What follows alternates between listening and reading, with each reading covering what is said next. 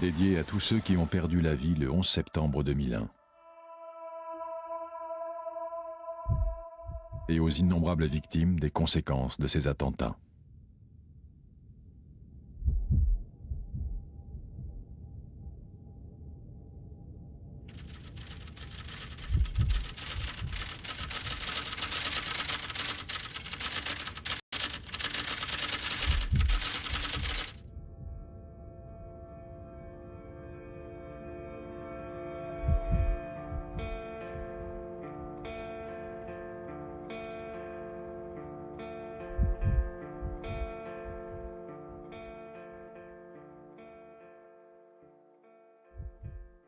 Février 1933, à 21h27, un gigantesque incendie ravage le Reichstag, le Parlement allemand. On arrête Marinus van der Lubbe, 24 ans, un communiste hollandais à demi aveugle trouvé à moitié nu derrière le bâtiment dévasté. Interrogé puis jugé, il aura la tête tranchée 3 jours avant son 25e anniversaire. Selon les historiens, des membres de la Gestapo auraient pénétré dans le Reichstag par un souterrain et répandu des produits chimiques et de l'essence. Van der Lubbe, arrivé plus tard, aurait allumé le feu avec sa chemise. Plus tard, cette même nuit, Adolf Hitler et Hermann Göring se retrouvent devant les ruines en flammes et font rafler un groupe de communistes aussitôt exécutés. Le même jour, Hitler fait voter le décret de l'incendie du Reichstag qui supprime la plupart des libertés civiles et interdit les publications hostiles au régime nazi. Hitler place ensuite le Parlement sous le contrôle des nazis, fait voter les lois d'exception et envahit les pays voisins. La Pologne sera une de ses premières victimes.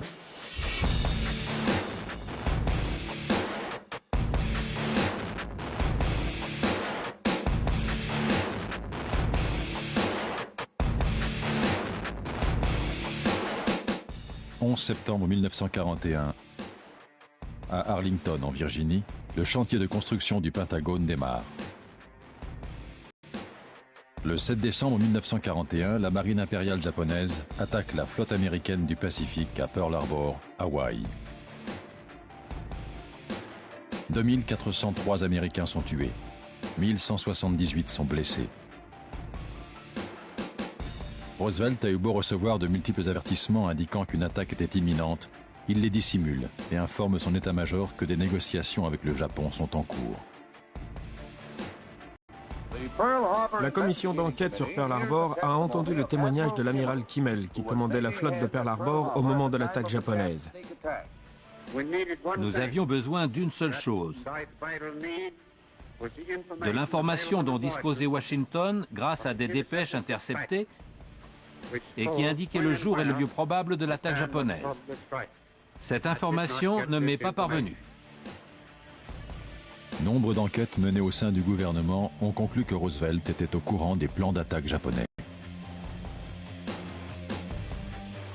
Roosevelt qualifie l'attaque de Pearl Harbor de lâche et d'injustifiée. C'est un acte de guerre contre les États-Unis. Il demande carte blanche pour entrer dans la Seconde Guerre mondiale.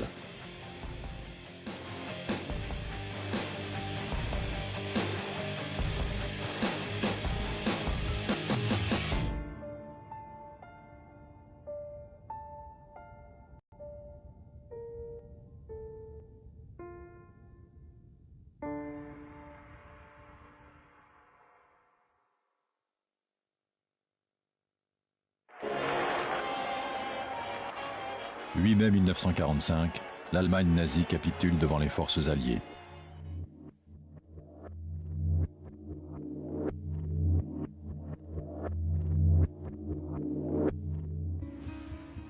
Dès le mois de mai 1945, l'armée américaine recrute l'élite des scientifiques de l'Allemagne nazie. Ce projet, connu sous le nom d'Opération Paperclip, concernera en fin de compte plus de 100 personnes destinées à faire progresser la technologie américaine. 16 juillet 1945, le projet Manhattan, qui consiste à mettre au point des armes nucléaires en partenariat avec le Royaume-Uni et le Canada, est mené à terme dans le désert du Nouveau-Mexique. L'essai est baptisé Trinity Test.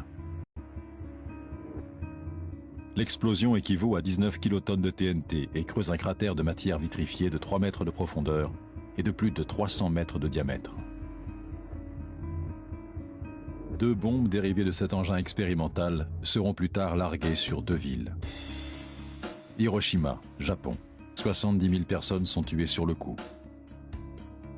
La bombe détruit complètement une zone de 250 hectares, déclenche des incendies dans les 1000 hectares environnants et ne laisse pratiquement rien à l'épicentre.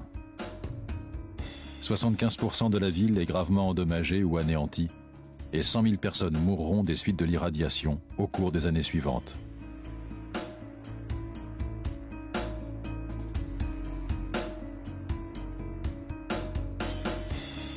Nagasaki, Japon. 40 000 personnes sont tuées sur le coup et 30 000 sont blessées. La bombe détruit 250 hectares et déclenche des incendies dans un rayon de 3 km. En fin de compte, le projet Manhattan a coûté 2 milliards de dollars et employé plus de 130 000 personnes dans 3 sites différents.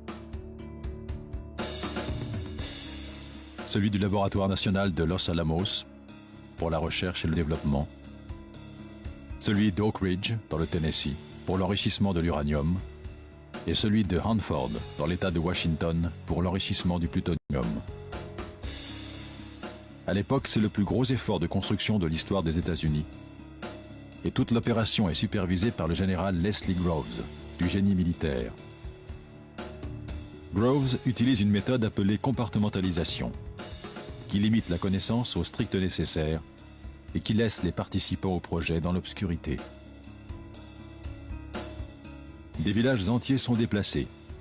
Bien que l'opération concerne des dizaines de milliers de personnes, le projet Manhattan est tenu secret.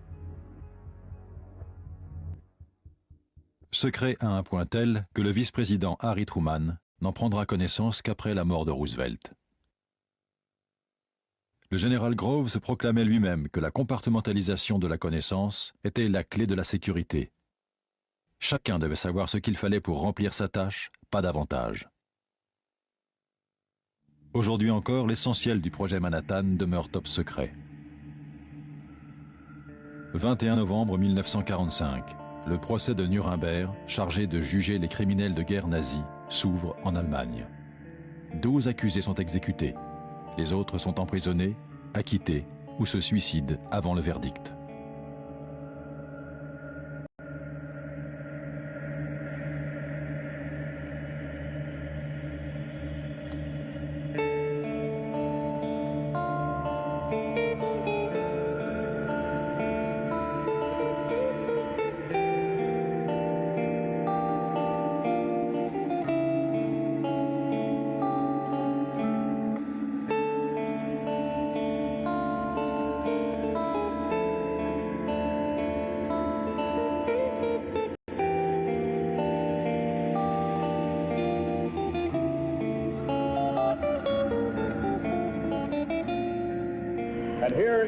Voici l'avion présidentiel Air Force One.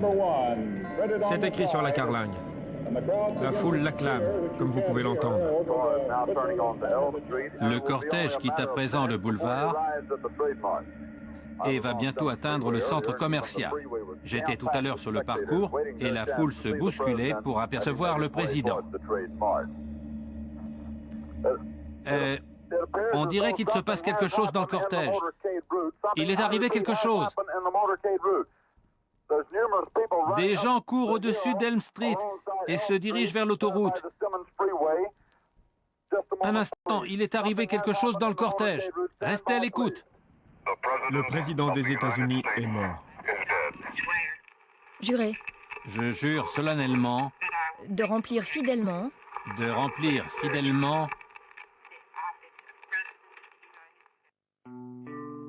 4 août 1964.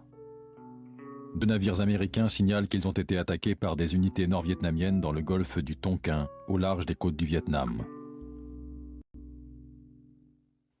Le président Johnson déclare qu'il s'agit d'une agression délibérée, ordonne des mesures de représailles contre le Nord-Vietnam et demande au Congrès un vote sur l'intervention dans le sud-est asiatique.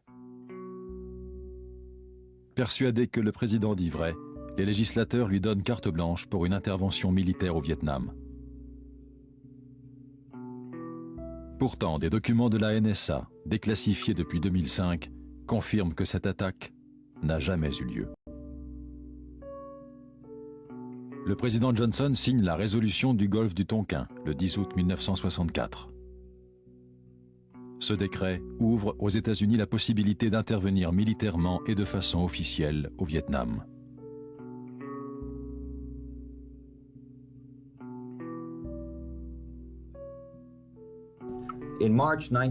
En mars 1968, dans un lieu nommé Quang Ngai, situé dans la partie septentrionale du Sud-Vietnam, a eu lieu une mission particulièrement meurtrière.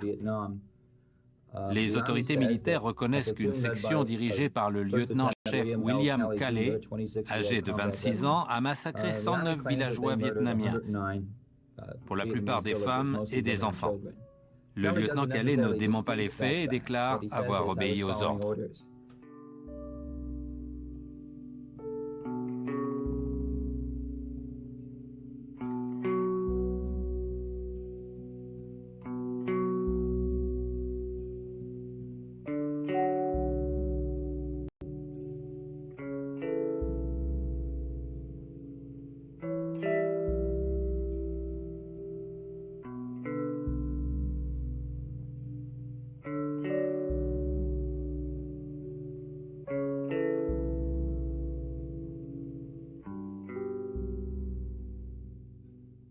Septembre 2000. Le projet pour le nouveau siècle américain, un groupe néoconservateur comprenant Dick Cheney, Donald Rumsfeld, Paul Wolfowitz et Jeff Bush, publie un rapport intitulé « Reconstruction de la défense de l'Amérique ». Ce rapport préconise une remise en état complète de l'armée américaine et la multiplication des guerres simultanées et victorieuses.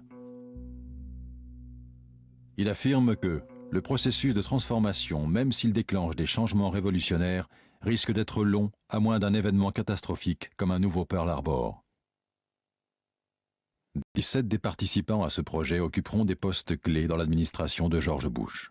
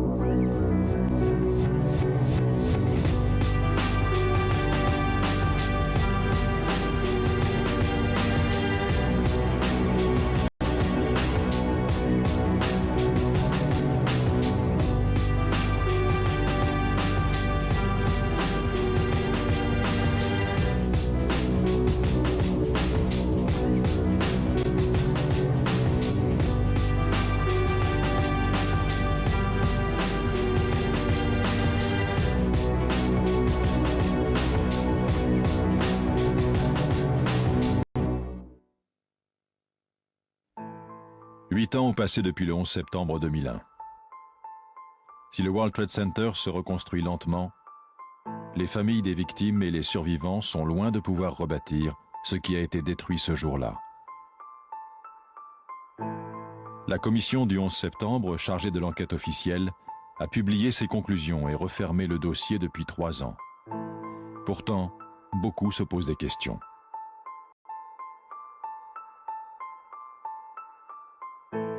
Pourquoi tant de personnes continuent-elles à s'interroger sur cette tragédie? Les attentats du 11 septembre ont servi à mettre en œuvre toute la politique étrangère et intérieure de l'administration Bush.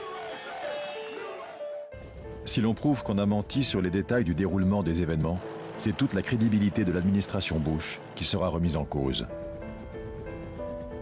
Jetons un regard neuf sur le 11 septembre, en commençant par ceux qui sont censés être les auteurs des attaques.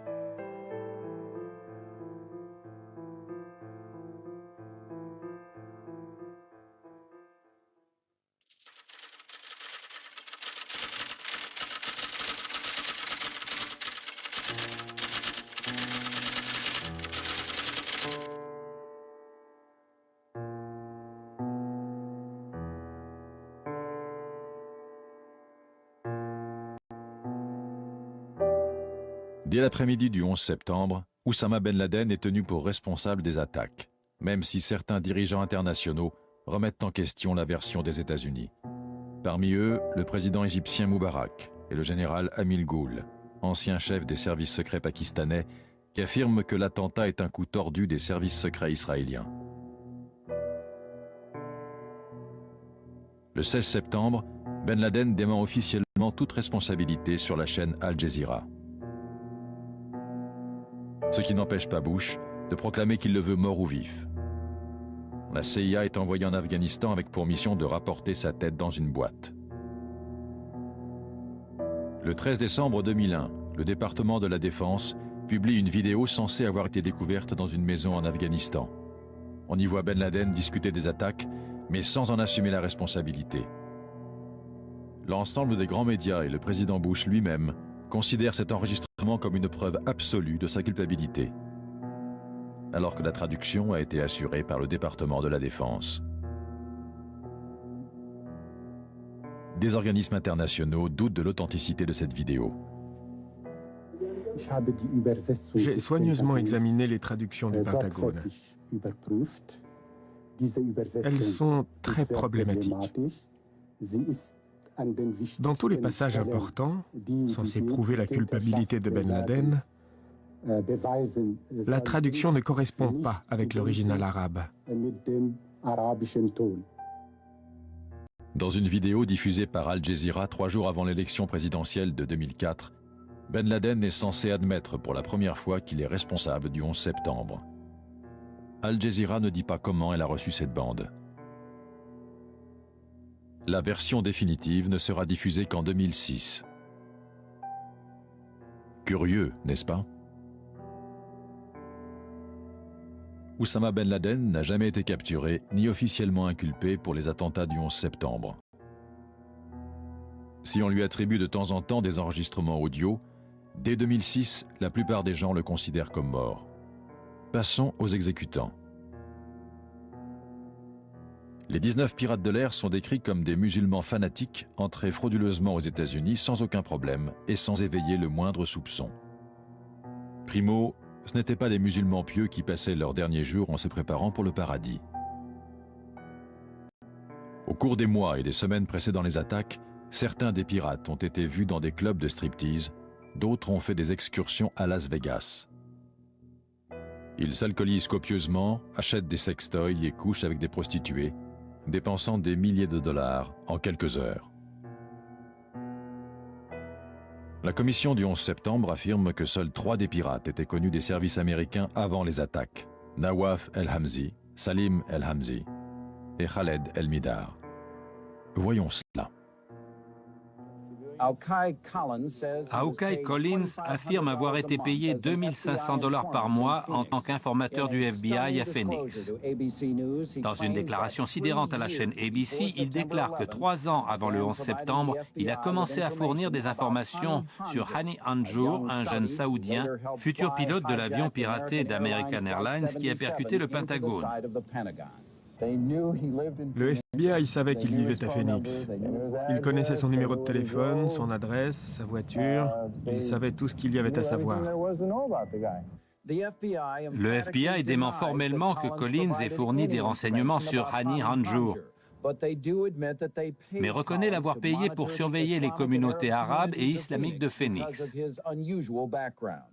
En 1996, le FBI a demandé à Collins de s'intéresser à un groupe de jeunes arabes qui prenaient des leçons de pilotage, parmi lesquels Hani Hanjour. Ils buvaient de l'alcool. Ils s'amusaient avec les filles. Ils vivaient tous dans le même appartement, Hani et les autres. Collins dit s'être contenté de fournir des renseignements de base au FBI.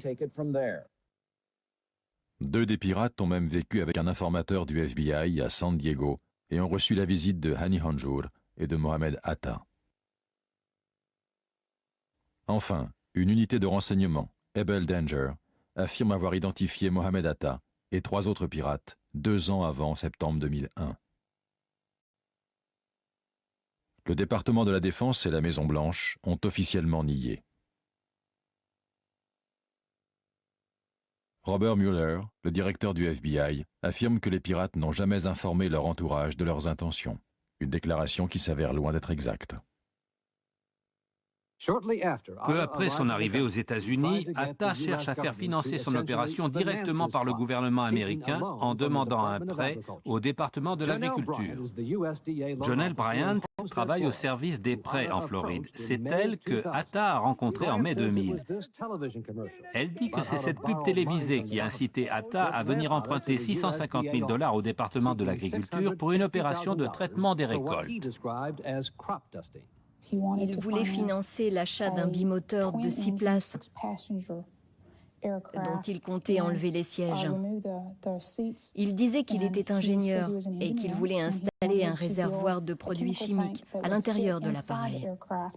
Bryant lui refuse le prêt mais passe plus d'1 heure avec Atta à parler de Ben Laden, d'Al-Qaïda et de cibles.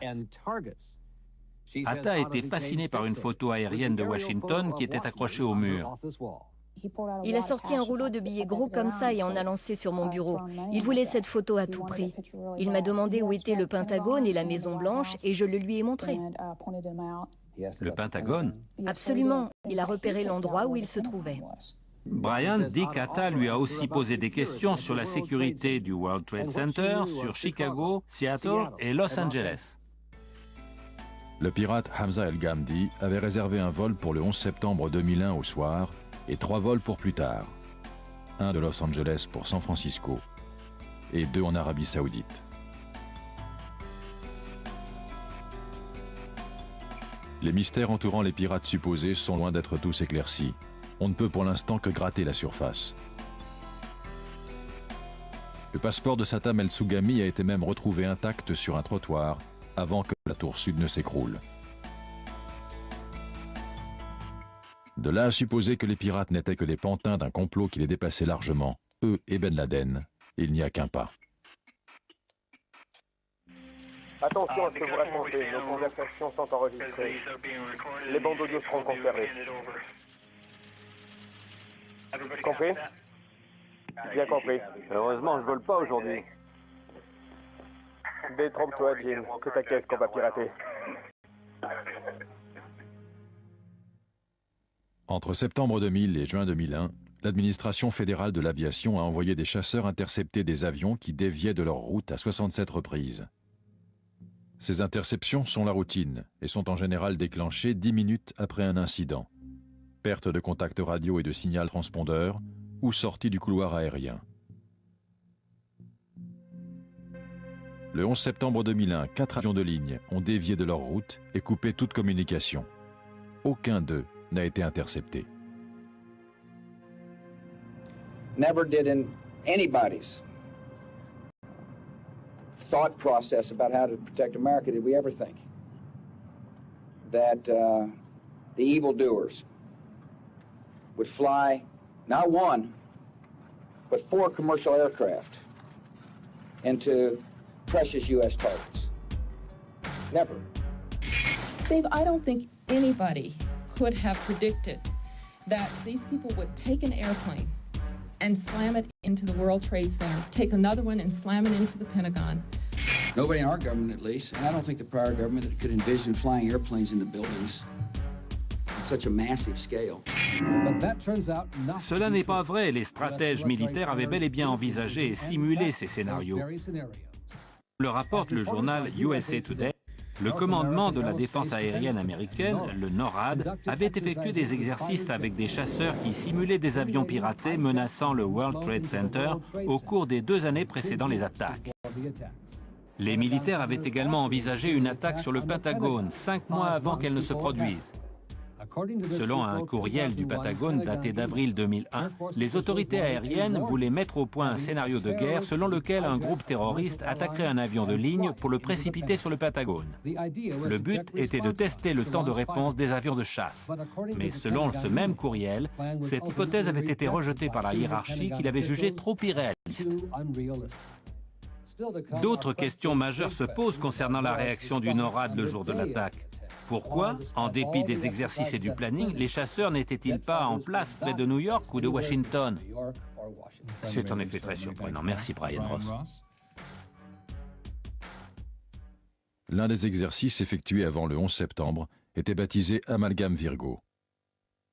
Il s'est déroulé début juin 2001. Il simulait une série d'attaques terroristes réussies et était destiné à étudier des menaces non conventionnelles, comme le piratage d'un avion de ligne censé s'écraser sur le Capitole. Selon ce scénario, un Haïtien atteint du sida passait un marché avec un cartel colombien de la drogue. Il précipitait un jet privé sur une base militaire de Floride, contre des fonds destinés aux malades du sida. Une note annonçant son suicide avait même été prévue. Le NORAD devait fournir des messages cryptés du FBI aux contrôleurs participant à ces exercices de guerre. Et devinez qui faisait la une de ce scénario? Oussama Ben Laden. La seconde partie de l'exercice, qui avait été planifiée avant le 11 septembre 2001 mais ne serait pas exécutée avant 2002, prévoyait 2 avions Delta avec de vrais pilotes aux commandes. Des agents du FBI les pirataient et les détournaient vers des secteurs sécurisés. Le FBI affirme ne pas avoir d'archives concernant cet exercice. En fait, le 11 septembre 2001 précisément, plusieurs exercices de guerre étaient en cours. Mais avant d'aborder ce sujet, le matin du 11 septembre, le président Bush est en Floride pour y promouvoir son programme d'éducation. Vers 8h30, il quitte son hôtel et se dirige vers une école primaire de Sarasota. Avant même d'y entrer, il sait qu'un avion a percuté l'une des 2 tours. Bush a affirmé plusieurs fois avoir vu la première attaque en direct à la télévision. C'est impossible, à moins que le président ait vu quelque chose que personne d'autre n'a vu. La vidéo de la première attaque ne sera diffusée que plus tard, dans l'après-midi. Quelques minutes après que le vol 175 ait frappé la tour sud, Andrew Card, son chef de cabinet, se penche vers lui chuchote quelques mots à l'oreille et s'éloigne. Et le président continue d'écouter l'histoire que lisent les enfants.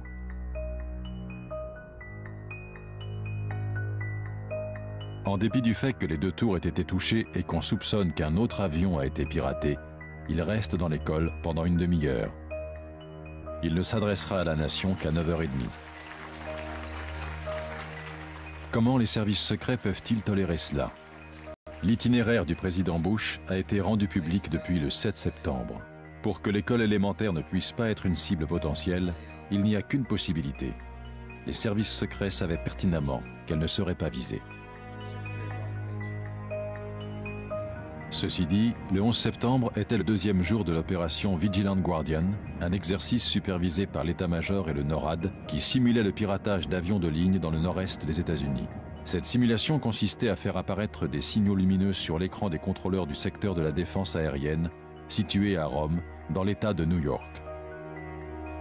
Alors que de véritables attaques se déroulaient, les contrôleurs croyaient que ce qu'ils voyaient faisait faisait partie de l'exercice. Les gars, écoutez bien. Il est possible qu'un deuxième avion ait été piraté. Je cherche un couac, mais je trouve rien. Ils sont malins, les terroristes, aujourd'hui. Pas moyen de les repérer. Quelle probabilité y a-t-il pour qu'un gigantesque exercice de guerre commence le 11 septembre au matin et qu'il neutralise précisément la défense du secteur où des attaques bien réelles se déroulent? Mieux encore, qui a pris la décision de le prévoir ce jour-là? L'opération Vigilant Guardian fait partie de Global Guardian, un exercice Armageddon, mené par la base aérienne d'Offutt, au Nebraska, en coopération avec le NORAD. La base aérienne de Barksdale, en Louisiane, participe aussi à l'opération Global Guardian. Au lieu de rentrer directement à Washington, le président se rend par avion dans ces deux bases aériennes, celle de Barksdale et celle d'Offutt, avant de regagner la Maison-Blanche. Un autre exercice de guerre, intitulé Northern Vigilance, mobilise des avions de chasse au Canada et en Alaska pour contrôler une escadrille de MiG russes.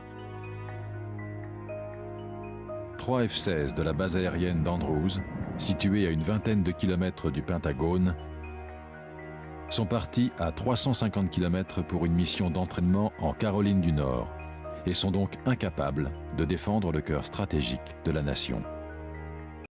Les chasseurs de la base militaire de Langley, située à 200 km du Pentagone, ne décolleront qu'à 9h24, c'est-à-dire 30 minutes après que la tour nord a été frappée et 13 minutes avant l'attaque du Pentagone. Le major Kevin Nassipani a beau leur ordonner de voler vers le Capitole, on les envoie au-dessus de l'océan Atlantique. Quand le Pentagone est touché à 9h37, ils sont à 400 km de distance, soit 200 de plus qu'avant d'avoir décollé. Pour couronner le tout, le Bureau national des recherches en Virginie, qui contrôle tous les satellites américains, a lancé un exercice à 8h45, sous la houlette de la CIA.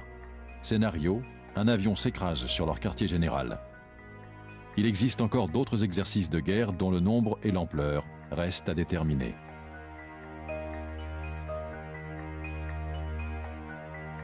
Donc, résumons. Le matin du 11 septembre, l'armée américaine se livre à des exercices de guerre qui expédient des avions de chasse à l'extérieur du pays. Des avions de ligne s'écrasent sur des tours et des avions piratés échappent au radar de contrôle, laissant les contrôleurs dans le doute. S'agit-il d'événements réels ou de manœuvres militaires? Quelle coïncidence!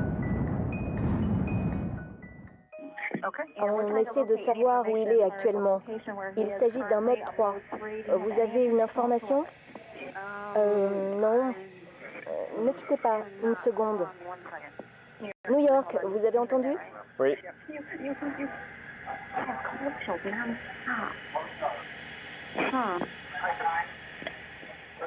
Allô, New York?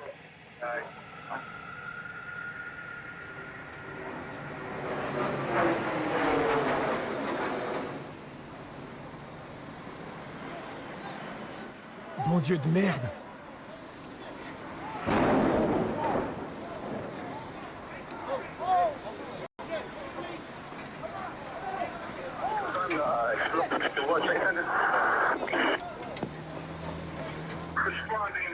Je vous réponds, 1063, le World Trade Center. Je peux vous informer que de là où nous sommes, nous voyons un énorme nuage de fumée qui sort de la tour du World Trade Center.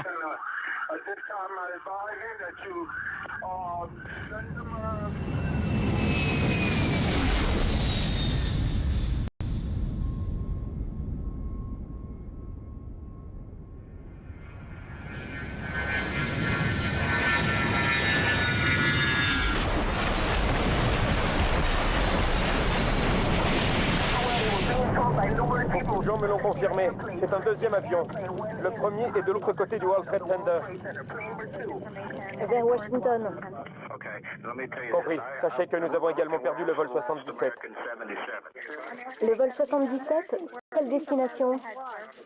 Excusez-moi? Quelle destination? Il devait aller à Los Angeles. Los Angeles? En partant d'où? En partant de Boston aussi. Boston, Los Angeles?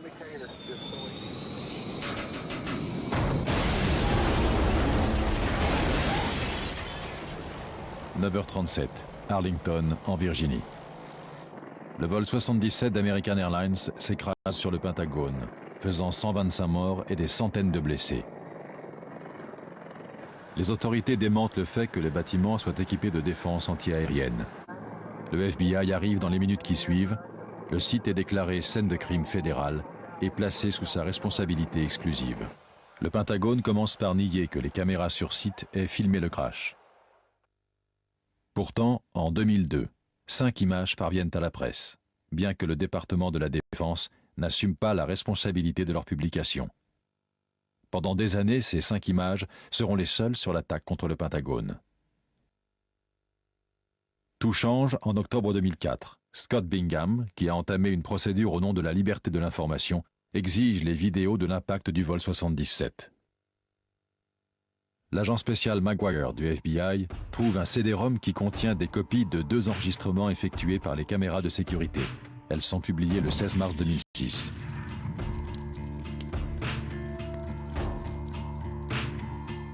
Une autre vidéo prise depuis une station-service réservée aux employés du Pentagone est publiée le 15 septembre 2006. Une dernière, prise depuis l'hôtel Doubletree à Arlington, est publiée le 7 décembre 2006. Depuis cette date, nous n'avons aucune image claire de ce qui s'est passé au Pentagone le matin du 11 septembre 2001. La version officielle est la suivante. Le vol 77 d'American Airlines a été attaqué par 5 pirates sous les ordres de Hani Hanjour. Hanjour était venu aux États-Unis pour devenir pilote de ligne, mais il n'a jamais terminé aucune de ses formations. Le matin du 9 septembre, Hani Hanjour et ses 4 complices se rendent à l'aéroport international Dulles, dans la banlieue de Washington. Durant les semaines précédentes, ils ont séjourné dans un motel du Maryland, à 10 km du siège de la NSA, la National Security Agency.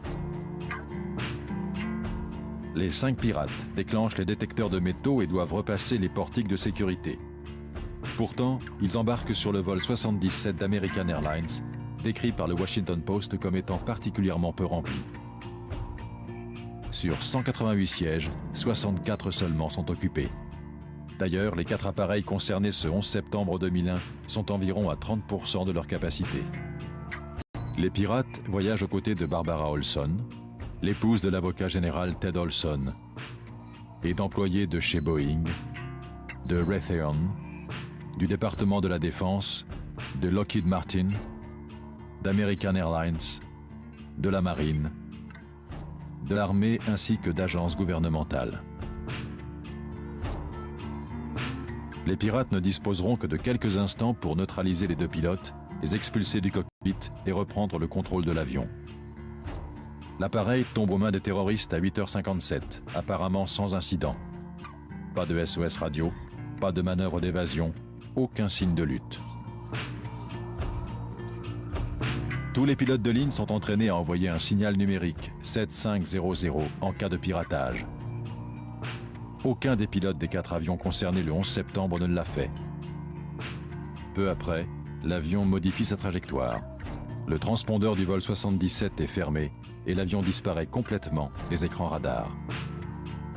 Le vol 77 retourne apparemment sans être détecté vers Washington depuis la frontière entre le Kentucky et l'Ohio.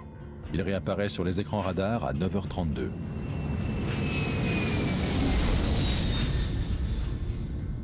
Si Hani Hanjour avait voulu infliger le maximum de dégâts, il lui aurait suffi de piquer directement sur le toit du Pentagone. Ce n'est pas ce qu'il a fait. Il entame un virage compliqué à 330 degrés, perd 7000 pieds et s'expose pendant 3 minutes supplémentaires, tandis qu'il exécute une manœuvre que les pilotes chevronnés qualifient de quasiment impossible. Bref, un pilote amateur incapable de maîtriser un Cessna en août 2001 réussit à exécuter cette manœuvre quasiment impossible sur un Boeing 757 avec une précision incroyable 1 mois plus tard. Les contrôleurs de l'aéroport Dulles sont persuadés qu'il s'agit d'un appareil militaire. Todd Lewis travaille au radar à l'aéroport Dulles. Une de mes collègues a vu une cible se déplacer du nord-ouest vers le sud-est. C'était juste un compte à rebours, 10 miles ouest. Elle a prévenu son supérieur. 9 miles ouest. Personne ne se doutait que c'était un avion de ligne, le vol 77. Vous pensiez que c'était un appareil militaire? J'ai cru que c'était un avion de combat. qui avait décollé de Langley. J'étais presque soulagée. Je me suis dit, c'est un chasseur. Il volait au-dessus de nous. Mais très vite? Très vite, comme un chasseur à basse altitude. J'ai pensé que c'était un de nos aviateurs venus patrouiller au-dessus de la capitale. Le 757, semble-t-il, descend au-dessus de l'hôtel Sheraton et d'une station essence avant de traverser Washington Boulevard. Il fauche 5 lampadaires qui sont arrachés du sol et dont l'un frappe un taxi.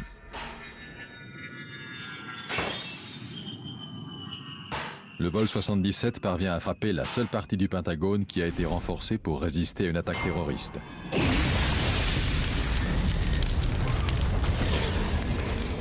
Elle est équipée d'acier renforcé et de fenêtres en verre de 4 cm d'épaisseur, résistant à l'explosion. Cette rénovation planifiée depuis 1991 devait être achevée quelques jours plus tard. Si l'avion avait frappé n'importe où ailleurs, le nombre des victimes et les dégâts auraient été bien plus considérables. Dans ce secteur qui normalement aurait dû abriter 5000 personnes, il n'y a eu que 125 victimes. La partie touchée abritait le quartier général des opérations de la marine, le renseignement naval et le centre de commandement. Parmi les morts, du personnel militaire, mais aussi des comptables et des analystes financiers. Le rapport du comté d'Arlington établit que des informations budgétaires importantes se trouvaient dans la zone endommagée. Et que reste-t-il du vol 77? Pas grand-chose. Ces photos ont été prises avant que le toit du Pentagone ne s'effondre. Le mur d'enceinte présente un trou d'environ 3 mètres de diamètre au niveau du rez-de-chaussée et du premier étage et des dégâts sur 30 mètres de profondeur au rez-de-chaussée. Un Boeing 757 mesure 51 mètres de long et 14 mètres de haut. Il a une envergure de 41 mètres et pèse près de 100 tonnes. Et il a disparu dans ce trou sans laisser aucun débris à l'extérieur. Il n'y a aucun dégât visible, là où les ailes ou la dérive verticale auraient heurté le bâtiment. Les moteurs du 757 pèsent chacun 6 tonnes et sont composés d'acier et de titane. S'ils ont percuté le mur à 750 km/h, où sont les traces? Où sont les moteurs? L'avion semble s'être complètement volatilisé dans le bâtiment. De nombreuses pièces du 757 sont quasiment indestructibles. Elles sont marquées d'un numéro de série qui les identifie à tel ou tel appareil. À ce jour, nous n'avons toujours pas vu une seule pièce susceptible d'être rattachée au vol 77. En outre, la pelouse n'a subi aucun impact, ce qui signifie que le vol 77 aurait réussi à percuter le Pentagone en restant quelques mètres au-dessus du sol. Et parmi les quelques vidéos diffusées, aucune ne montre clairement un Boeing 757. Et puis il y a ce trou de sortie à l'intérieur du Pentagone qu'aucun rapport officiel n'explique. Mais quel que soit l'engin qui a percuté le Pentagone, mieux vaut se demander pourquoi il a été frappé. Norman Mineta a été secrétaire d'État au transport de 2001 à 2006.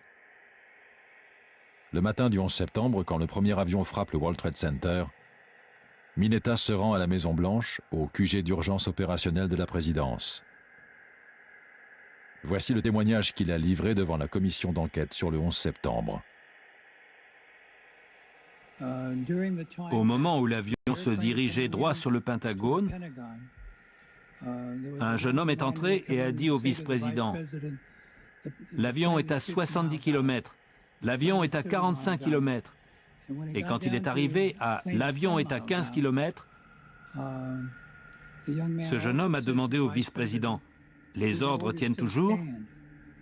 Le vice-président Dick Cheney s'est tourné vers lui, a fait un geste d'impatience et lui a rétorqué « Bien sûr que oui, est-ce qu'on vous a dit le contraire ?»